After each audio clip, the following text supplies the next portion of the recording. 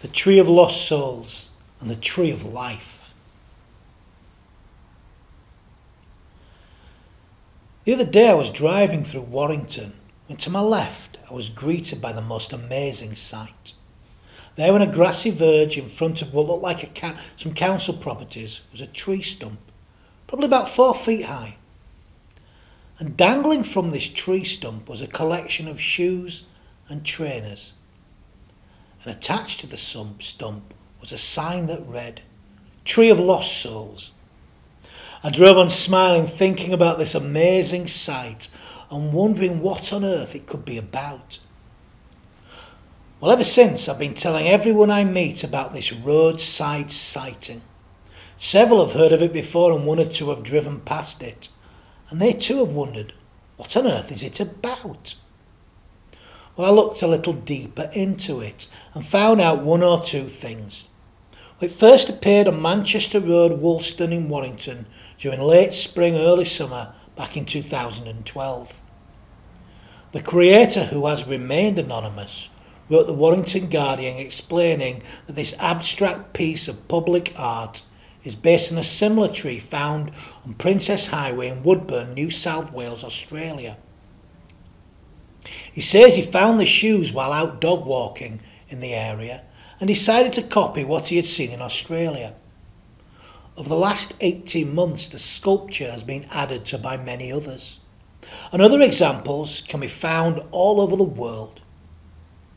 The largest of its type can be found in Holberg, British Columbia, Canada, and this was started by loggers some 25 years ago who nailed their used boots to a tree trunk.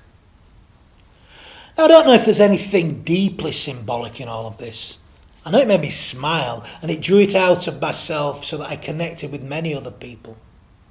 Perhaps the tree of lost souls means nothing more than a tree with soulless shoes attached to it. Then again, maybe it's a commentary on our age and our disposable and soulless lives. Maybe, maybe not. One thing it did do was get me thinking. It got me thinking first of all about symbols and then about trees. Symbols can be deep in rich and meaning. They can reveal truths that can become obscured in the hustle and bustle of life. Joseph Campbell taught that certain images and pictures invite the eye not to merely rush along, but to rest a while and dwell within the revelation that can be found by looking deeply into the symbol. Well, this certainly happened as I passed the Tree of Lost Souls. I could only have caught a quick glimpse of it, and yet I took in every detail. Signs and symbols allow us to get caught up in them, and then to see the things in life we would normally miss in our day-to-day rushing and pushing and pulling. Signs and symbols have the capacity to pull us beyond ourselves, to our better selves. They help us to engage religiously with the world, and they rebind us back to life. Now, the Tree of Lost Souls reminds me of another work of art, but this, though, is not found on an ordinary road in the north of England. Instead, it can be found in the British Museum. This art is titled The Tree of Life and is the creation of 4 Mozambican artists, Hilario Migliotto, Cristobal Carvato, Fiel de Santos and Adelino Serafin Mate. It is the product of Transforming Arms into Tools project, which is inspired by Isaiah 2 verse 4, which says, "They shall beat their swords into plowshares and their spears into pruning hooks. Nation shall not lift up sword against nation, neither shall they learn war any more." The project was set up by the bishop in 1995 and is supported by Christian Aid during the Mozambique Civil War, which lasted from 1976 until 1992. During this time, millions of weapons poured into the country and many still remain there to this day, hidden away. The project is an attempt to create something out of the devastation of the Civil War, as well as deal with the present danger of the weapons hidden all over the land. It encourages Mozambicans to hand over these weapons for decommissioning. As an incentive, they are exchanged for ploughs, bicycles and sewing machines. The tree of life is something beautiful that has been created from tools of violence and destruction. It is a powerful symbol. The tree of life is a beautiful and universal symbol. It can be found in many of the world's religious traditions. The ancient Chinese, the Assyrians, Egyptians, Babylonians and Sumerians all had a tree of life symbol. There is Yggdrasil, the Norse tree god of life, and Etzahayim for the Kabbalistic Jews. The Baha'is speak of it, and Christians of all varieties and traditions speak of the tree of life with healing leaves found in the book of Revelations. The book of Genesis tells of two trees, the tree of knowledge, which is the tree of good and evil, and the tree of life, the tree of immortality. The Mozambique tree of life is a symbol of hope, of what can grow from the devastation of civil war which pits neighbour against neighbour, brother against brother. All war is devastating and horrific, but there is something even more destructive about civil wars, and yet they continue. Not just in foreign lands either, but also in our personal lives, in our families, with our friends and neighbours, and in our communities.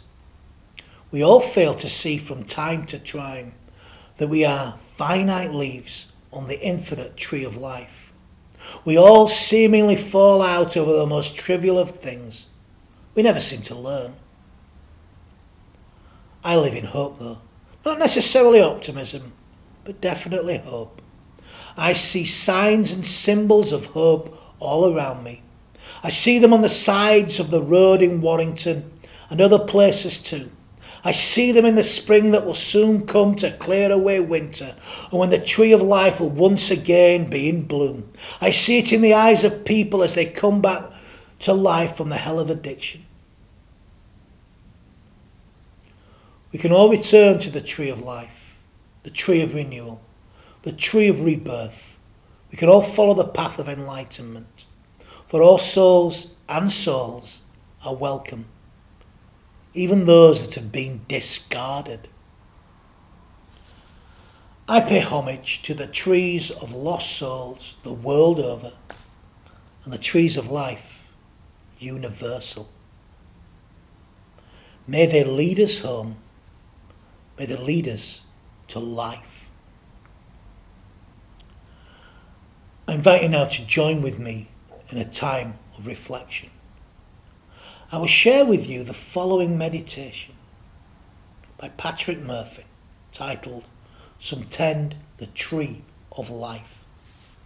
So please still your thoughts, quieten your minds, connect to your bodies, to your breathing.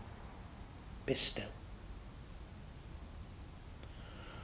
Some water the tree of life, nurturing its enveloping branches, which cast a cool and welcoming shade when a blazing sun threatens to scorch and sear our souls. Some gather the audacious blossoms of lavender and crimson, azure and vermilion, to spread before the feet the abject and abandoned, whose bare souls have known. Whose bare souls have known nothing but thorns and stones. Some glean the windfall fruit abused and neglected, and by the alchemy of love bring us tarts and pies, fritters and puddings, jams and nectars beyond imagination.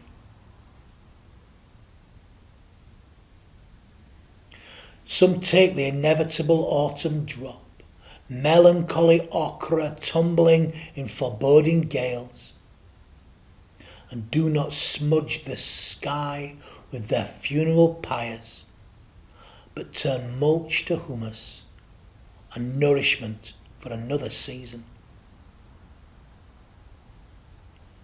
Some tend the tree of life, and we are their grateful heirs.